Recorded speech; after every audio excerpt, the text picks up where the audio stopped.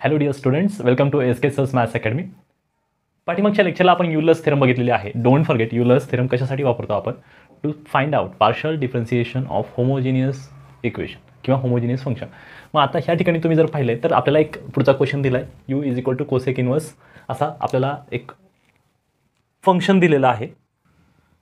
ठीक आहे, नेहमीप्रमाणे आपण काय करतो, पहिल्यांदा कोसेक इन्व्हर्स आहे, सो दोन्ही बाजूला कोसेक घ्यायचं आहे. सो कोसेक इन्व्हर्स आणि तो कोसेक एकमेकांना कट करतील, कोसेक इकडे येईल. So cosec u is equal to आपल्याला मिळणार आहे x raise to half plus y raise to half upon x raise to 1/3 plus y raise to 1/3. मी नेहमी सांगतो त्याप्रमाणे आता इथे जी टर्म आहे तुमच्याकडे, जी टर्म आहे ती टर्म कॉमन घ्यायची, पण आता स्क्वेअर रूट आहे की नाही. सो राहू देत त्याला. आपण एक क्वेश्चन केला आहे असं माहिती तुम्हाला कसं सॉल्व्ह करायचं. So x raise to half हाच कॉमन घेतला आहे मी, x raise to half common घेतला. आता इथे लिहिलं एक्स रेस टू हाफ, पण आपल्याला माहिती आहे इथे वाय रेस टू हाफ पण लिहायचा असतो. आणि मग इथे कॉमन घेतला आहे, याला म्हणजे याचा इम्पॅक्ट जो आहे तो न्यूट्रलाइज करण्यासाठी काय करतो आपण, त्यानेच डिवाइड करणार. एक्स रेस टू हाफ, इथे पण x raise to half, right. हे केलं आहे आपण अगोदरच्या काही प्रॉब्लेम्समध्ये. सो डिवायडेड बाय, मग आता काय येईल, इथे जो आहे तोच एक्स रेस टू 3 आणि ब्रॅकेटमध्ये येईल x raise to 1/3 plus y raise to 1/3 आणि याला डिवाइड करायचं आहे एक्स रेस टू 1/3ने आणि याला पण डिवाइड करायचं आहे एक्स रेस टू 1/3ने, राईट. हे थोडं सिम्प्लिफाय करूयात. डोंट वरी, तुम्हाला इथे खूप सारे पॉवर्स अशा फ्रॅक्शन्समध्ये दिसतील, त्याचे काही काळजी करायचं कारण नाही. व्यवस्थित कॅल्क्युलेशन्स करायचे आणि यू विल सेल थ्रू. मग आता फायनली काय येते बघा तुमच्याकडे, इथे आपण ह्या दोघांचं पहिल्यांदा कॅल्क्युलेशन्स करून घेऊयात. साईडला कॅल्क्युलेशन करूयात आपण. साईडला जर कॅल्क्युलेशन केलं तर आपल्याला काय मिळणार आहे बघा, एक्स रेस टू हाफ याला वर घेतलं म्हणजे पॉवर ॲक्च्युली काय होणार आहे 1/3, बरोबर. 1/3 वर गेलं, मायनस झालं. हे सॉल्व्ह करूयात. ॲक्च्युली काय होणार आहे मग सांगा. आता एवढे पॉवरचा विचार करूयात, फक्त क्रॉस मल्टिप्लाय करायला लागेल. 3 इकडे 2 आणि 2 3 6. सो ॲन्सर येणार आहे 1/6, करेक्ट. 1/6 असं ॲन्सर आलं. मग स्क्वेअर रूटमध्ये मी काय लिहितो, इकडे लिहिलं मी एक्स रेस टू 1/6 आणि मग इथे जे आहेत ते इथे सिम्प्लिफाय करून काय येते बघा, हे थोडं कन्फ्युजन टाळण्यासाठी नीट लिहितो मी. इथे हे कट होणार आहे पोरांनो, बरोबर ना. हे आणि हे काय झालं, कट, म्हणजे ॲन्सर काय आलं 1 प्लस इथे पॉवर 1 इथे काय आहे 1/2 आहे, इथं पण 1/2. म्हणजे मी डायरेक्ट असं लिहिलं तर काय अडचण आहे का, बिलकुल नाही. असं लिहिलं तरी it will be perfectly all right. मग आता डिनॉमिनेटरला इथे सुद्धा काय होणार आहे, कट कट आणि मग इथे तुमच्याकडे ॲन्सर येणार आहे 1 प्लस इकडे सुद्धा काय येणार आहे, इथं एक मिस्टेक केली मी, y/x आहे, sorry for this mistake. So इथे काय असायला हवं y/x, इथे पण काय येणार आहे y/x रेस टू, इथे बघून घ्या 1/3 आहे, इथे 1/3ने डिवाइड केले की नाही थ्रूआउट, मग इथे पण 1/3. सो ॲन्सर काय येणार आहे 1/3. फाईन. सो ह्या पद्धतीने तुमचं इथपर्यंत आलेलं आहे कॅल्क्युलेशन.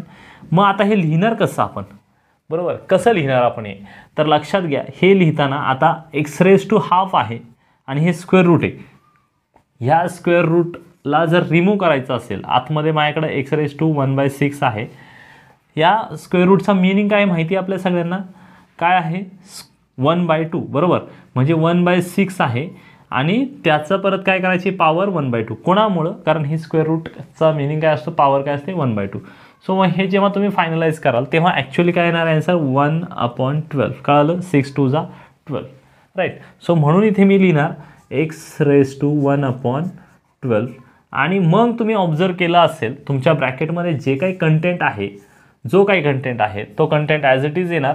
तर मी काय करतो, हा कंटेंट लिहित नाही, त्याच्याऐवजी आपण डायरेक्ट काम करूया, नेहमी करतो तसं फंक्शन लिहिणार मी आणि ते फंक्शन कशामध्ये आहे y/x, म्हणजे y/x. मग आता तुम्ही ऑब्झर्व केलं ह्या बाजूला आहे तुमचा कोसेक यू.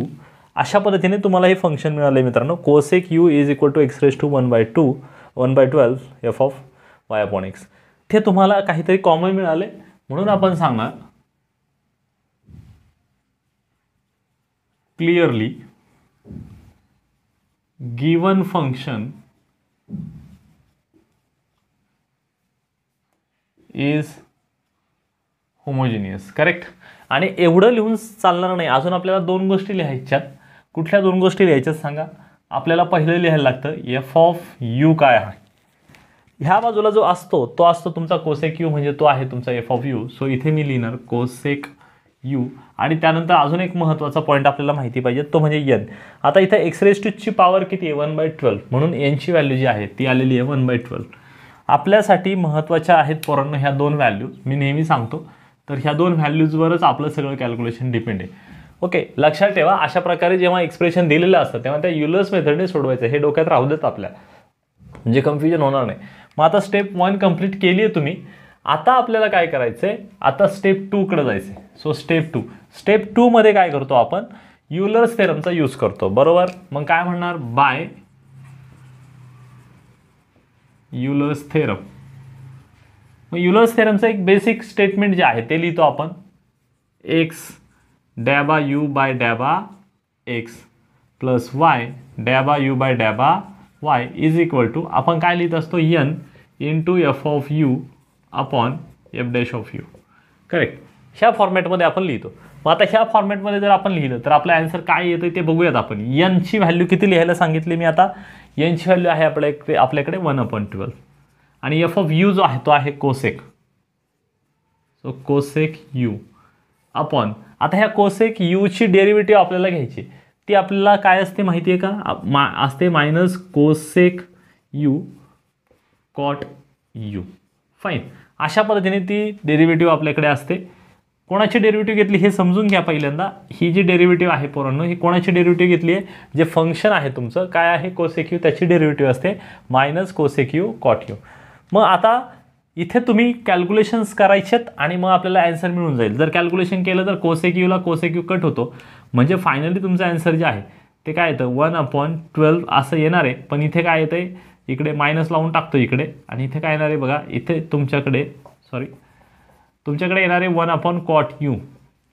मग आता आपल्या सगळ्यांना माहिती आहे कॉट यूचा आन्सर काय, रेसिप्रोकल काय असतो, बरोबर, कॉटचं असतं tan. So minus tan u upon 12. यालाच आपण नाव दिलेलं आहे, काय देतो यालाच नाव आपण जी ऑफ यू. स्टेप नंबर 3 त्याच्यामध्ये काय आहे ते माहिती आहे आपल्याला. हे पूर्ण एक्सप्रेशन लिहितो आपण, बरोबर.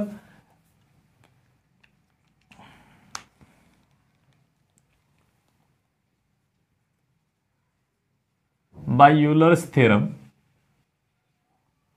आणि मग हे पूर्ण एक्सप्रेशन लिहायचं आहे ॲज इट इज.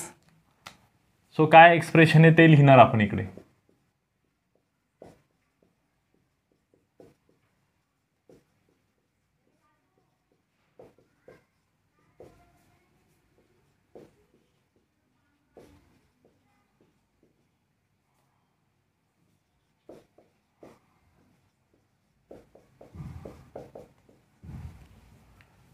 आता इथे आपल्याकडे जे एक्सप्रेशन आहे त्याची राईट हँड साईड काय आहे ते बघायचं आहे. जी ऑफ यू लिहिलं आहे त्याच्यात. मग जी ऑफ यूची व्हॅल्यू जी आपण कॅल्क्युलेट केली आहे ती लिहिणार आपण मायनस टॅन यू अपॉन 12. आणि मग ब्रॅकेटमध्ये आपल्याला ह्या याची डेरिव्हेटिव्ह लिहायची. तर आपल्या सगळ्यांना माहिती आहे त्याची डेरिव्हेटिव्ह काय येते, मायनस आहे तर मायनस येणारच, आणि टॅनची डेरिव्हेटिव्ह असते सेक स्क्वेअर यू, आणि 12 हा कॉन्स्टंट आहे ॲज इट इज, आणि -1 असं लिहायला लागणार आहे आपल्याला. म्हणजे थोडं सिम्प्लिफाय करण्याचा प्रयत्न करूयात आपण. हे जर आपण सिम्प्लिफाय केलं, ओके, समजा हे थोडंसं इकडे लिहितो मी. हे जर सिम्प्लिफाय करण्याचा प्रयत्न केला, सो इथे पहिलं लक्षात घ्या मायनस टॅन यू अपॉन 12 एवढंच लिहिलंय मी, मायनस साईन पण लिहिलंय. आता मला एवढा एक क्वेश्चन विचारायचं आहे तुमच्या सगळ्यांना की टॅन यू आहे ठीक आहे, इकडे सेक स्क्वेअर यू आहे, पण आपली डिमांड काय पोरांनो, इथे टॅन यू आहे अपॉन 12 म्हणजे आपल्याला एवढा पार्ट मिळाला आहे, पण आतमध्ये जे आहे ते आतमध्ये जे आन्सर मिळाले ते काय आहे, टॅनच्या भाषेत, नवे नवे टॅन स्क्वेअरच्या भाषेत आहे. म्हणजे याचा काय वापरणार आपण, 1 plus tan square u is equal to काय असतं, सेक स्क्वेअर यू. ही आपली आयडेंटिटी ती वापरणार आपण इकडं. म्हणजे सेक स्क्वेअर यूच्या ऐवजी मी एवढं सगळं ठेवणार 1 plus tan square u upon 12 आता हे नीट सॉल्व करायचे, शांततेत, एकदम शांतीत क्रांती करायची. Minus tan u upon 12. आता मला सांगा ह्या -1 इथं मल्टिप्लाय केलं मी, -1 परत इथे आतमध्ये मल्टिप्लाय केलं, minus tan square u. Okay, tan square u, fine. आता मला सांगा ह्या 12 ने इकडे मल्टिप्लाय केलं काय होणार आहे -12 अपॉन काय येणार आहे 12, फायनली 12 असं येणार आहे. आता इथं तुम्ही ऑब्झर्व करा, इथं तुम्हाला ह्या फॉर्मॅटमध्ये दिलंय म्हणजे तुम्ही ह्या फॉर्मॅटमध्ये आन्सर लिहिणं एक्सपेक्टेड आहे. मग जर ह्या फॉर्मॅटमध्ये आन्सर एक्सपेक्टेड आहे तर त्याच्यात काय रिअरेंजमेंट करता येईल का ते बघूयात आपण. आता मी समजा हे असं लिहिले राहू द्यात, आता आन्सर तिकडे जे आहे ते ठीक आहे, पण आता मी ह्या फ्लोने लिहिले तर बघूया तिकडे काय ते, आणि नंतर करता येईल शफल ते आपल्याला. So -tan u upon 12. आता मला सांगा इथे काय रे -12 पोरांनो, आणि इथे काय मायनस. तुम्ही एक ऑब्झर्व केलं का, खरं तर ह्या स्टेपलाच करू शकत होतो, मायनस मायनस डायरेक्ट कॉमन घेतला असता आपण, काय अडचण नाही. आता घेऊयात, जर पूर्ण सगळं जर मायनस मायनस कॉमन घेण्याचा प्रयत्न केला, ठीक आहे, लिहितो -1 आणि -12 किती झाले -13 tan square u अपॉन 12 बरोबर. म्हणजेच माझा फायनली आन्सर जे आहे, आता ऑब्झर्व करा, तर इथे मायनस मायनस जर मी बाहेर घेतला तर इथे मायनस आहे, म्हणजे माझं काय होणार आहे, ह्या मायनसमुळं हा मायनस प्लस होणार, म्हणजे माझ्याकडे tan u अपॉन 12 असं येणार, ब्रॅकेटमध्ये येणार, कारण सगळे मायनस घेतले म्हणजे प्लस राहिले सगळीकडे, plus tan square u upon 12. आता एवढं तर कळतं ना आपल्याला, 12ने याला डिवाइड करायचं आणि याला डिवाइड करायचं, म्हणजे फायनली तुमचं आन्सर जे आहे ते आपल्याला येऊन गेलेलं आहे. जे आन्सर हे एक्सपेक्टेड होतं ते आन्सर आपण इथं प्रोड्यूस केलेलं आहे. सो मग आपण इथं बिंदास म्हणू शकतो this is nothing but your RHS, right. This is another problem based on Euler's theorem. But आता तुम्ही ऑब्झर्व करा केअरफुली, तुमच्या लक्षात आलेलं असेल की सर तुम्ही अगोदरचे जे काही 3 प्रॉब्लेम्स घेतले ना, तर त्या सगळ्यामध्ये ट्रिग्नोमेट्रिक फंक्शनचा इनवर्स वगैरे दिलेला होता. म्हणजे तो एक टाईप आहे त्याच्यामध्ये. युलर्स थेरमचे 2 प्रकार पडतात स्पेशली, म्हणजे प्रकार आपण थेरमवरनं नाही बोलणार, पण जे क्वेश्चनचा टाईप आहे ना, जे नेचर आहे क्वेश्चनचं, त्यानुसार आपण डिवायडेशन करणार. पहिल्या याच्यामध्ये तुम्हाला मी जे क्वेश्चन घेतले 3 क्वेश्चन, त्या टाईपचा एक म्हणजे तो एक टाईप आहे. आता दुसऱ्या प्रकारात म्हणजे कसा फिरून क्वेश्चन विचारला जातो ते आता आपण बघणार आहे. हा सुद्धा खूप महत्त्वाचा आहे टाईप. ह्या टाईपवर सुद्धा क्वेश्चन असणार, अगोदर कव्हर केले त्याच्यावर सुद्धा क्वेश्चन असणार. मग आता इथे जर पाहिलं तर इथे तर तुम्ही म्हणाल सर इथं तर तसं काही नाही आहे, कारण अगोदरच्या सगळ्या क्वेश्चन्समध्ये काय होतं, एक काहीतरी ट्रिग्नोमेट्रिक फंक्शन असायचं, समजा साइन इनवर्स ऑफ आणि असा ब्रॅकेट आणि यू इज इक्वल टू, मग तुम्ही साईनला इकडे घ्यायचं, स्टँडर्ड ऑपरेटिंग प्रोसिजर मी सांगितले त्याप्रमाणे करायचं. पण आता मात्र तसं करायला स्कोप नाही, आता थोडंसं वेगळं आहे. काय वेगळं आहे ते बघूयात आपण. तुम्ही नोटीस केलं असेल की you is nothing but addition of 3 different kind of functions. इथं 3 फंक्शन्स दिसत आहेत. एवढी टर्म म्हणजे एक फंक्शन आहे, हे एक फंक्शन आहे आणि हे एक फंक्शन, वेगवेगळे आहेत ते. मग काय करायचं आहे, आपण पहिल्यांदा एक काम करू, पहिल्यांदा हे फंक्शन जे आहे, एवढ्या फंक्शनला समजा मी पी बोलतो, काय बोलतो, एवढ्या फंक्शनला पी, प्लस एवढ्या फंक्शनला मी काय बोलेल समजा क्यू, प्लस एवढ्या फंक्शनला मी काय बोलेल आर. म्हणजे आता आपल्याकडे काय आलं, u is nothing but the addition of 3 functions namely P Q and R. P म्हणजे काय, हे फंक्शन, क्यू म्हणजे काय हे, आणि आर म्हणजे काय हे, असं आपण आता ॲझ्युम करणार आहोत किंवा लेट म्हणूयात आपण, ठीक आहे. मग आता मला सांगा इथे कोणाच्या रिस्पेक्टने विचारले, इथे विचारले यूची डेरिव्हेटिव्ह घ्या विथ रिस्पेक्ट टू एक्स. इथं यूची डेरिव्हेटिव्ह म्हणजे ही सगळा हा सिनेरिओ आहे कोणाच्या संदर्भात आहे, यूच्या संदर्भात, म्हणजे याच्या संदर्भात. लक्षात ठेवा, मग याच्यासाठी जर ही टर्म कॅल्क्युलेट करायची, याचाच अर्थ पी साठी अशा प्रकारची टर्म कॅल्क्युलेट करायची, प्लस क्यू साठी अशा प्रकारे टर्म कॅल्क्युलेट करायची, प्लस आर साठी. मी जे बोलतोय ते आपल्याला लक्षात येते का, नसेल तर परत एकदा सांगतो. मी बोललो की पी साठी हे कॅल्क्युलेशन करायचे, म्हणजेच पी साठी करायचं म्हणजे कसं लिहायला लागेल, एक्स डॅबा पी बाय डॅबा एक्स प्लस वाय डॅबा पी बाय डॅबा वाय. आलं लक्षात, हे कोणासाठी, पी साठी. मग जर मी विचारलं आर साठी सांगा तर तुम्ही काय सांगणार, एक्स डॅबा आर बाय डॅबा एक्स प्लस वाय डॅबा आर बाय डॅबा वाय, बरोबर. असं म्हणजे हे मिळालं. मग क्यू साठी पण असेल, मग काय हे कॅल्क्युलेट करायचे पोरांनो, हे कॅल्क्युलेट करायचे, याचाच अर्थ हे कॅल्क्युलेट करा, हे कॅल्क्युलेट करा, प्लस क्यू साठी कॅल्क्युलेट करा, आणि ह्या तिघांची काय घ्या, डायरेक्ट ॲडिशन घ्या. इथे समजा क्यूचं असेल लिहिलेलं मी असंच, तर ह्या तिघांची काय घ्या, ॲडिशन घ्या. म्हणजे याचा अर्थ असा झाला पोरांनो की आपल्याला हे कॅल्क्युलेट करावं लागेल, पहिल्यांदा पी फंक्शन घेऊन, नंतर आपल्याला क्यू साठी करावं लागेल, आणि नंतर आर साठी करावं लागेल युलर्स थेरमचा यूज करून. एवढं सोपं आहे, कन्फ्युजन काहीच नाही. फक्त आता इथं थोडंसं कॅल्क्युलेशन्स वाढणार आहेत, बाकी त्याच्या पलीकडे काही नाही. So relax. मग आता पहिल्यांदा आपण कन्सिडर करणार आहोत, consider p is equal to जे फंक्शन आहे काय, p is equal to cos of x y upon x square plus y square, बरोबर. आता आपल्याला नेहमीच्या फॉर्मॅटमध्ये माहिती आहे, कुठलंही फंक्शन दिलेलं असतं इकडे, तर आपण हे फंक्शन कसं लिहितो, एक्स रेस टू समथिंग लिहितो इकडे, समजा एक्स रेस टू एन असेल, आणि इकडे जे फंक्शन राहतं ना ते फंक्शन वाय अपॉन एक्स ह्या फॉर्मॅटमध्ये लिहून टाकतो. म्हणजे याच्यामध्ये ज्या ज्या ठिकाणी एक्स आहे किंवा व्हेरिएबल आहे तर तो काय असणार आहे, वाय अपॉन एक्स असा असणार आहे. तर हे कन्व्हर्ट करता येईल का त्याप्रमाणे बघूयात. पहिली गोष्ट तर कॉस हे ट्रिग्नोमेट्रिक फंक्शन आहे, म्हणजे याच्यातनं एक्स रेज टू झिरोच लिहावं लागेल. याच्यातनं कॉसमधनं डायरेक्ट बाहेर कॉमन घेता येणं पॉसिबल नाही, माहिती आहे आपल्याला. ते कॉसमधनं ट्रिग्नोमेट्रिक फंक्शनमधनं असा कुठलाही एक्स किंवा असा वाय बाहेर घेता येत नाही. म्हणून याच्यातनं कॉमन काय तर एक्स रेज टू नॉट असं लिहू आपण. एक्स रेज टू नॉट म्हणजे काय, वनच आन्सर येतं त्याचं. सो असं लिहिलं. पण आता आपलं जे फंक्शन आहे तो थोडंसं मॉडिफाय करून लिहायला लागेल आपल्याला. कसं लिहिणार आपण ते, आपलं टार्गेट काय हे पहिलं बघून घ्या. आपल्याला काय करायचं आहे, आपल्याला पहिल्यांदा लक्षात घ्या वाय अपॉन एक्स आलं पाहिजे. मग तुमच्याकडे नेहमीच्या पद्धतीने मी काय शिकवलं तुम्हाला, मी शिकवलं इथं एक्स लिहा पोरांनो. का, इथं एक्स आहे म्हणून एक्स लिहा. पण आता एक्सची पॉवर, ह्या टर्मची पॉवर काय बघा, एक्सची पॉवर 1 आणि वायची पॉवर काय 1, म्हणजे ॲक्च्युली पॉवर किती झाली ह्या टर्मची 2. म्हणून मी ते एक्स स्क्वेअर लिहितो, समजून घ्या. एक्स स्क्वेअर लिहिलं आहे मी. आता पुढे मी नेहमी सांगतो काय, जी टर्म आहे ती ॲज इट इज लिहा आणि त्याला डिवाइड कशाने करा, त्याला डिवाइड करा एक्स स्क्वेअरने. मग आता मला सांगा इफेक्ट बरोबर मॅनेज झाला आहे की नाही. X Y as it is राहील, एक्स स्क्वेअरला एक्स स्क्वेअर कट झाला बरोबर. मग आता इथं सुद्धा काय कॉमन घेणार, इथं एक्स स्क्वेअर कॉमन घेणार. एक्स स्क्वेअर कॉमन घेतल्यामुळं इकडे काय x square plus y square as it is, आणि याला पण एक्स स्क्वेअरने डिवाइड करायचं आणि याला पण एक्स स्क्वेअरने डिवाइड करायचं. सो अशा पद्धतीने हे कॉसचं कॅल्क्युलेशन आहे. बघा तुम्हाला वाटलं तर करा, असं काही कंपल्शन नाही किंवा हे काही करायची गरज नाही. कॉमन सेन्स आहे, आपल्याला माहिती आहे इथे पुढं काही लिहा काय फरक पडत नाही. आपल्याला इंटरेस्ट सगळ्या इकडच्या फंक्शनमध्ये आणि इकडे याच्यामध्ये ह्या पॉवरमध्ये असतो. मग आता काय लिहिलं आहे तुम्ही जर इथे पुढं कॅल्क्युलेशन्स करायला गेलात, हे कॅल्क्युलेशन्स असे येणार ते x raise to not cos of, हे कळालं एक्स स्क्वेअरला एक्स स्क्वेअर कट होतो. सो इथे एक्स आणि इथे पण कट होणार. सो तुमच्याकडे काय येणार आहे, न्यूमरेटरला जे आहे ते येणार वाय अपॉन एक्स असं येणार, आणि डिनॉमिनेटरला सुद्धा काय येणार आहे बघा, हे कट झाले दोन्ही, हे असं कट होतं. मग इथे सुद्धा एक्स आहे स्क्वेअरला कट होईल, हा कट झाला आहे. मग वाय अपॉन एक्स राहिलं, इथे काय राहिलं सांगा आता, इथे राहिलं 1 प्लस वाय अपॉन एक्स आणि त्याचा काय घ्यायचं आहे स्क्वेअर घ्यायचा आहे. तर अशा फॉर्मॅटमध्ये आपल्याला हे मिळालेलं आहे. हे काय आहे पी. मग आता तुमच्या नेहमीच्या फॉर्मॅटमध्ये मिळाले म्हणून तुम्ही कंक्लुजन लिहिणार. काय कंक्लुजन लिहितो आपण सांगा, आपण लिहितो क्लिअरली गिवन फंक्शन. आता कुठल्या फंक्शनबद्दल बोलतोय आपण, we are talking about p. Okay, function is homogeneous, right, homogeneous आहे ते. आणि म्हणून काय सांगाल मग इथे एफ ऑफ, आता एफ ऑफ यू बोलायचं आहे का नाही तर पी बोलायचं आहे. F of p is equal to काय भेटलं आहे पी, आणि एन काय भेटलेलं आहे तुम्हाला इथे सांगा, एक्सच्या डोकर आहे 0. सो हे आपल्यासाठी महत्त्वाचं आहे. ह्या दोन गोष्टी आपल्याला कॅल्क्युलेट करता येणं गरजेचं आहे आणि ते आपण कॅल्क्युलेट केलेलं आहे सक्सेसफुली, करेक्ट. मग आता बघा हे कॅल्क्युलेट केले, मग आता आपण काय म्हणणार बाय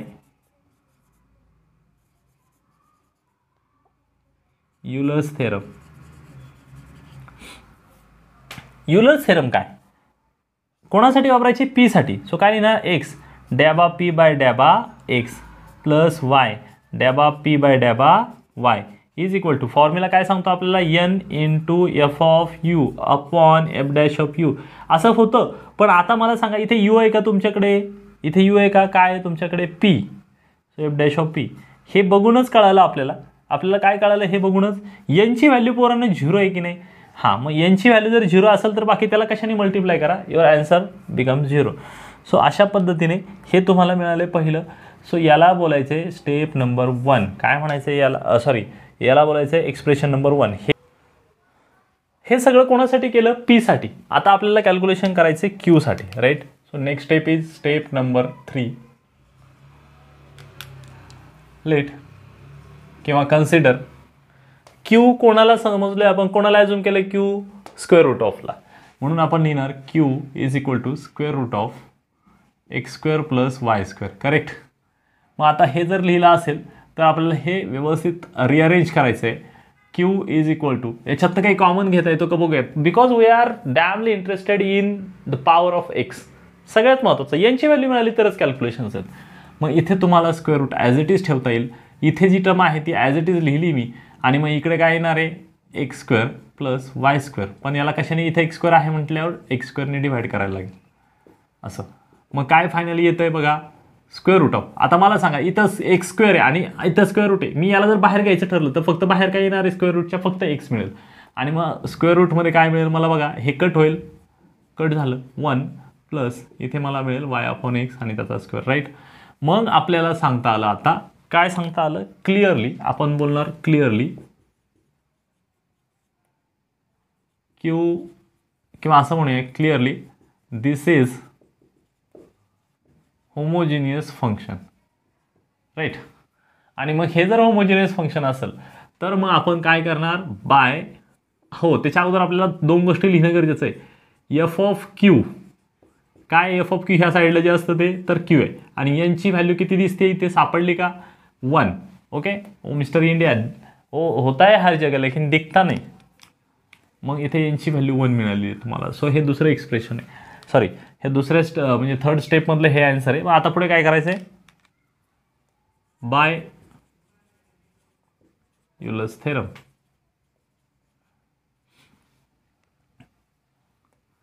एक्स, हे जे थेरमचं स्टेटमेंट हे मॉडिफाईड करून लिहायचं इन टर्म्स ऑफ क्यू. मग कसं लिहिणार, एक्स डॅबा काय लिहिणार सांगा, क्यू अपॉन डॅबा एक्स प्लस वाय डॅबा क्यू अपॉन डॅबा y is equal to, formula तयार आहे, n into f of Q लिहितो upon f dash of Q, right. मग हे सॉल्व करूयात. आता हे जर सॉल्व करायचं म्हटलं तर आपण काय लिहिणार सांगा, आपण लिहिणार n into f of Q काय आहे तुमच्याकडे, क्यू आहे, आणि मग मला सांगा क्यूची derivative with respect to Q काय येणार, 1 येणार. सो फायनली तुमच्याकडे जे काय आन्सर येणार आहे, ओके, ते आन्सर काय असणार आहे, असं असणार, डॅबा क्यू बाय डॅबा x plus y is equal to काय आन्सर आलं, एन क्यू, करेक्ट.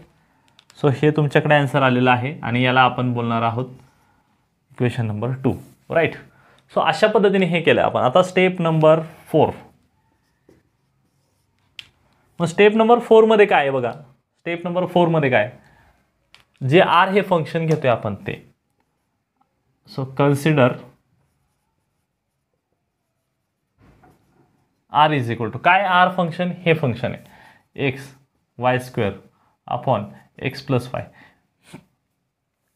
म्हणजे खरं तर आपण याच्यामध्ये एका क्वेश्चनमध्ये 3 वेगवेगळे फंक्शन्स घेतोय, म्हणजे तुमची तेवढी प्रॅक्टिस होणार आहे, लक्षात घ्या. Okay, so r is equal to x y square. मग आपलं टार्गेट काय असतं माहिती आहे आपल्याला, की आर इज इक्वल टू ते होमोजिनियस आहे की नाही हे दाखवायचं आहे, म्हणजे त्याच्यातनं एक्स कॉमन घ्यायचं आहे. तर काय आयडिया सांगितली आहे, इथे तुमच्याकडे एक्स आहे, वाय स्क्वेअर आहे, मग अशी जी सांगितलं ती इथे अप्लाय करता येते का बघूयात. एक्सची पॉवर काय 1 आहे, वायची पॉवर काय 2 आहे, म्हणजे यांची ह्या वरच्या टर्मची पॉवर किती झाली 3. म्हणून इथं मी लिहिताना काय लिहिणार, एक्स क्यूब लिहिणार, करेक्ट. आणि मग ब्रॅकेटमध्ये लिहिणार एक्स वाय स्क्वेअर लिहिणार, आणि मग त्याला डिवाइड कशाने करायचं आहे, एक्स क्यूबने करायचं, करेक्ट. आणि मग आता इथे काय सांगा, इथे काय एक्स दिसतोय म्हणून मी एक्स असा बाहेर लिहिला आणि ब्रॅकेटमध्ये लिहिलं एक्स प्लस वाय, आणि मग कशाने डिवाइड करायचं आहे, एक्सने डिवाइड करायचं, इथे पण कशाने, एक्सने डिवाइड करायचं. मग हे जेव्हा सिम्प्लिफाय करू आपण तेव्हा आपल्याला काय मिळेल, इथे बघा एक्स क्यूब आहे आणि एक्स, तर याच्यातला एक्स कट होईल, म्हणजे फक्त तुमच्याकडे काय राहील बघा, तुमच्याकडे राहील एक्स स्क्वेअर, बरोबर. आणि मी इथे एक्सला एक्स कट झाला तर इथं मला न्यूमरेटरला मिळते वाय अपॉन एक्स आणि त्याचा स्क्वेअर, बरोबर. आणि डिनॉमिनेटरला मला मिळेल इथे 1 प्लस वाय अपॉन एक्स. आणि मग मी बिंदास सांगू शकतो, काय सांगणार मी, हे एवढं लिहिल्याच्या नंतर मग मी बिंदास सांगू शकतो,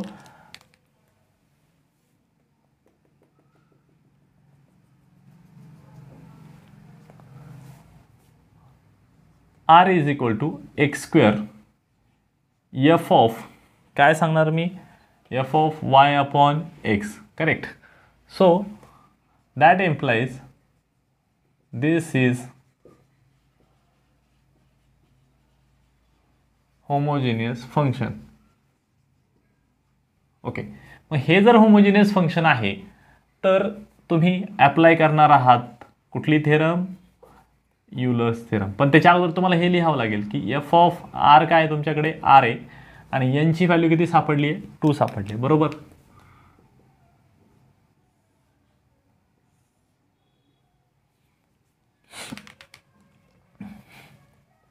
सो बाय युलर्स थेरम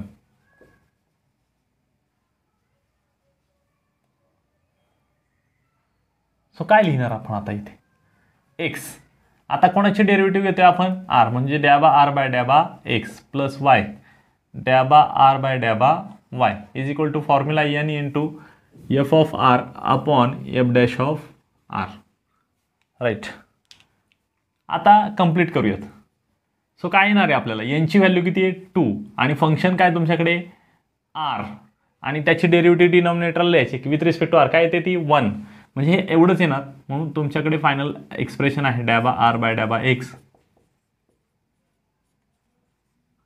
आणि याला आपण म्हणणार आहोत इक्वेशन नंबर 3. ऑब्झर्व करून घ्या आतापर्यंत जेवढ्या स्टेप्स केल्यात, इथे पहिलं कुठं गेलं ते सेकंडवालं इक्वेशन आणि इथं थर्डवालं, ही 3 इक्वेशन्स आहेत आपल्याकडे, बरोबर. तर ही 3 इक्वेशन जे आहेत, ह्या 3 इक्वेशन्सवरनंच आपल्याला फायनल आन्सर मिळून जाईल. त्याच्यानंतर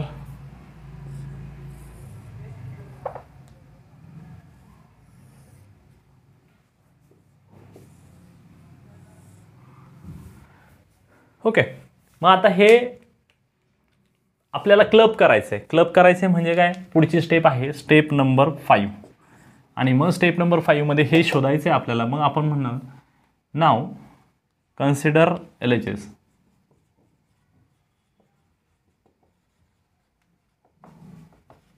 मग LHS जी आहे ती घेऊ आपण आता. LHS is equal to x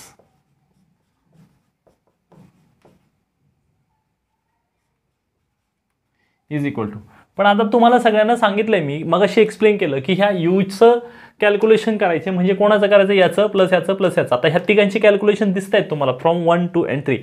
मग आपल्याला लक्षात घ्या, यू म्हणजे ह्या 3 फंक्शनचे ॲडिशन, याचा अर्थ हे जे काही एक्सप्रेशन आहे यूचं त्याचा आन्सर म्हणजे या तिघांच्या एक्सप्रेशनचे ॲडिशन. मग इथे काय बघा, 1 मध्ये आन्सर काय आले 0, प्लस इथे तुमच्या 2 मध्ये काय आन्सर आले NQ, बरोबर, NQ आले तिकडे लिहिलं आहे. आणि इथे शेवटला काय आले, सॉरी इथे NQच्या ऐवजी इथं जो N आहे, N किती आहे 1 आहे, सो मी इथे 1 लिहिणं एक्सपेक्टेड होतं, sorry for this. So Q येणार फक्त, सो इथे फक्त Q येणार. आणि शेवटला तुमच्याकडे आहे ट्वाईस R, म्हणजेच पोरांनो आलं Q प्लस ट्वाईस R, म्हणजेच फायनली आन्सर काय आले ते आपण लिहूयात व्यवस्थित. क्यूची व्हॅल्यू काय ती पुट करूयात. क्यूची व्हॅल्यू काय आहे सांगा मला, जी क्यूची व्हॅल्यू ते कन्सिडर केली आपण ती आहे, म्हणजे काय रे, ज्या ओरिजिनल फंक्शनमधली ही व्हॅल्यू x² प्लस y², आणि नंतर 2, आणि आरची व्हॅल्यू काय म्हणजे हे शेवटचं फंक्शन. सो जे आपण लिहिलं इकडे सुद्धा लिहिलं, इथे सुद्धा लिहिलं आहे बघा. सो आता आरची व्हॅल्यू लिहिणार मी xy² upon x plus y. Okay, so this is nothing but your RHS done. So अशा प्रकारचे क्वेश्चन्स आहेत बघा, फार डिफिकल्ट नाही आहे. आपण याच्यावर वाटलंच अजून व्हॅल्यू ॲडिशनसाठी काही शेवटला रिव्हिजन सेशन्समध्ये आपण काही प्रॉब्लेम्स कव्हर करूयात. आता हा क्वेश्चन मी घेतला आहे, हा फार टिपिकल आहे मित्रांनो. इथे तुमच्याकडे कॉस आहे, बऱ्याच वेळा इथे साईन असं टाकलेलं असते आणि आपल्याला क्वेश्चन विचारलेले आहेत. एंड सेमला खूप साऱ्या ठिकाणी तुम्हाला असे क्वेश्चन्स भेटतील, त्याच्यामुळे व्यवस्थित प्रिपेअर करा. ठीक आहे, दिस इज अनदर प्रॉब्लेम. मी थोडंसं क्वेश्चन पेपर बघत होतो तेव्हा माझ्या लक्षात आलं की हा एक क्वेश्चन आहे असा की which is based on the first statement of Euler's theorem. मी तुम्हाला सांगितलं होतं की फर्स्ट स्टेटमेंट जे आहे युलर्स थेरमचं थोडंसं निग्लेक्ट केलं तरी चालेल, कारण त्याच्यावर क्वेश्चन नाहीत असं बोललो. पण एक क्वेश्चन आहे, म्हणजे अगदी रेअर आहे, लक्षात घ्या. रेग्युलर जे क्वेश्चन येतात ते स्टेटमेंट 2 वर येतात. मी आता एक हा क्वेश्चन करतोय, फक्त ऑब्झर्व करा, एकदम सिम्पल क्वेश्चन आहे, लेंदी नाही आहे. तर कारण का तुमच्या लक्षात आलं, इथे फक्त काय करायचं तुम्हाला, फर्स्ट ऑर्डर पार्शियल डिफरन्शिएशन करायचं आहे, आणि जे सोपं असतं आपल्याला माहिती आहे, आपण खूप सारे क्वेश्चन त्याच्यावर तर केलेत. मग आता इथे बघा, तुमच्याकडे जे काही फंक्शन दिलेलं आहे ते फंक्शन बघून घ्या. f(x, y) is equal to 1/x² plus 1/xy plus log. मी लिहितानाच थोडंसं मुलांना रिअरेंज करून लिहितो. हा लॉग x मायनस वाय आहे ना, तर मी जर हे असं लिहिलं तर काय प्रॉब्लेम आहे का, लॉग x मायनस वाय असं रिअरेंज करून लिहिलं. So x² plus y². आता इथपर्यंत मला वाटते काही अडचण नसावी.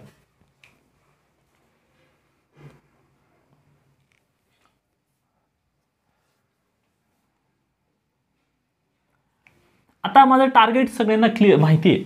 हे फंक्शन जे दिलेलं आहे मी त्याच्यातनं कसं लिहिणार आहे, x⁴n असं बाहेर घ्यायचं आणि मग इकडे आतमध्ये जे राहील त्याला मी नेहमी काय म्हणायचो, काय म्हणायचो त्याला मी f(y/x) असं म्हणायचं. पण आता इथं नोटेशन वापरले म्हणजे मला f नोटेशन वापरता येणार नाही, त्याच्या दुसरं काहीतरी.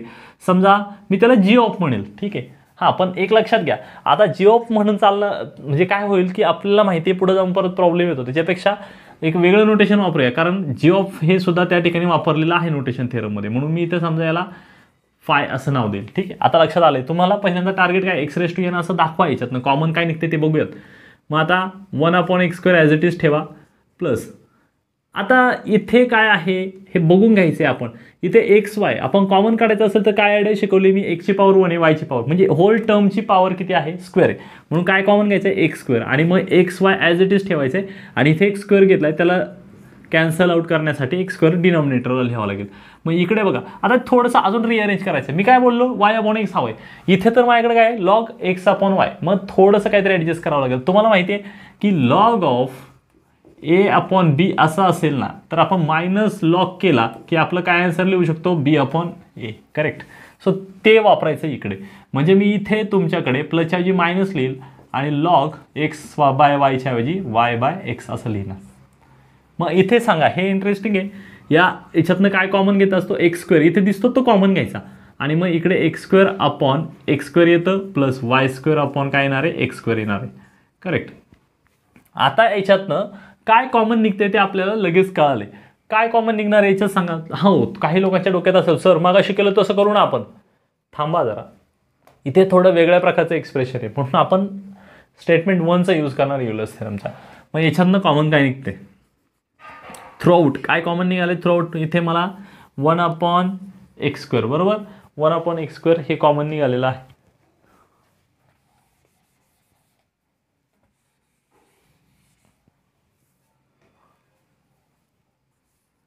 सो इथे 1 राहिला फक्त प्लस इथे काय राहते बघा, ऑब्झर्व केलं ना लक्षात येऊन जाईल आपल्या. इथे x आहे हा x ह्या स्क्वेअरला कट झाला म्हणजे 1 काय आन्सर आले y/x मायनस इथे काय log ऑफ y/x डिनॉमिनेटरला इथे कट झाला x² म्हणजेच आन्सर काय आलं x² तर कॉमन घेतले आपण. सो आन्सर आले 1 प्लस y/x आणि त्याचा स्क्वेअर बरोबर.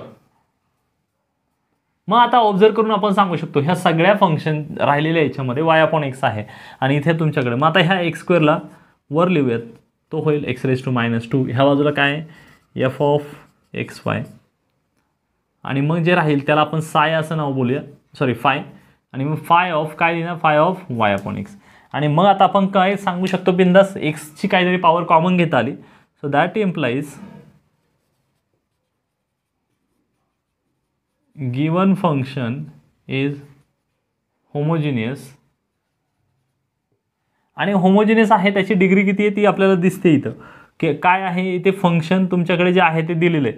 फंक्शन काय f(x, y) as it is आहे तसंच लिहायचं आणि यांची व्हॅल्यू जी आहे ती किती आहे -2. हे आपल्यासाठी फार महत्त्वाचं आहे, हेच तर आपल्यासाठी लागतंय. मग आता डायरेक्ट आपण करणार आहोत यूज कोणाचा युलर्स थेरमच्या फर्स्ट स्टेटमेंटचा बरोबर.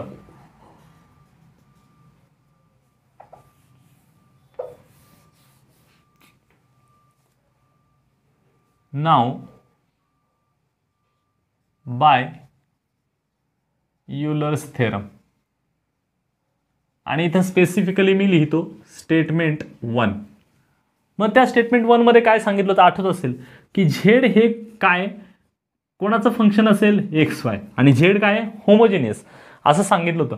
असं जर असेल तर आपण काय लिहू शकतो, आपण लिहू शकतो x ∂z/x plus y ∂z/y is equal to आणि लिहू शकतो n इंटू झेड. लक्षात घ्या जे फंक्शन इथं आहे ना ते लिहायचं n इंटू ते फंक्शन लिहायचं. मग ह्या ठिकाणी झेड आहे का नाही, ॲक्च्युली काय इथं f(x, y) आहे आणि म्हणून इथं आपल्याला लिहायला लागेल. त्याच्यासाठी आपण पहिल्यांदा एक्सप्रेशन लिहूयात x ∂f/x plus y ∂f/y f आणि f(x, y) सेमच is equal to formula nz n into z म्हणजे काय ते फंक्शन येते. काय फंक्शन आहे f(x, y). आता f(x, y) लिहा किंवा एखाद्याने फक्त एक f लिहिलं तरी चालतंय, काय अडचण नाही. मग आता तुम्ही जर ऑब्झर्व केला असेल तर n ची व्हॅल्यू किती आली इथे बघून घ्या.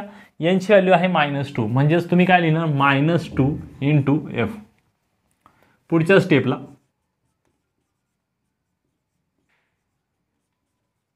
याला इकडे घेऊया plus twice f is equal to 0 आणि मग तुम्ही ऑब्झर्व केला असेल हेच तर आपल्याला प्रूव्ह करायचं होतं. करेक्ट. सो ह्या टॉपिकला अशा पद्धतीने आपण ह्या टॉपिकला कव्हर करण्याचा प्रयत्न केला आहे. याच्यात अजूनही काही क्वेश्चन्स असतील वेगवेगळे, तुम्हाला काही डाऊट्स असतील तर तुम्ही मला डायरेक्ट विचारू शकता.